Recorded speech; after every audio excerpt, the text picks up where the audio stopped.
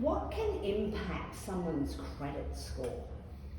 Well, that's a good one. Firstly, pay your bills. that's Okay. it, you know. If you're, you know, the worst thing that you can do is not, if you have a Telstra bill or an Optus bill, a lot of people go into dispute, for example, and don't pay it, and then that might put a mark on your credit file. Oh, wow. That mark will affect your credit score. How long for?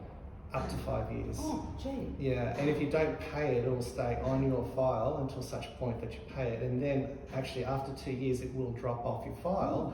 And depending on how large it is, then the banks will go, I'm sorry, we can't accept you as a customer. And that means, you know, that yes, on our panel we do have specialty lenders that we can take you to. However, you're going to be paying a penalty, which is in terms of an interest rate. So, okay, you're talking about a phone bill that's disputed. Yeah.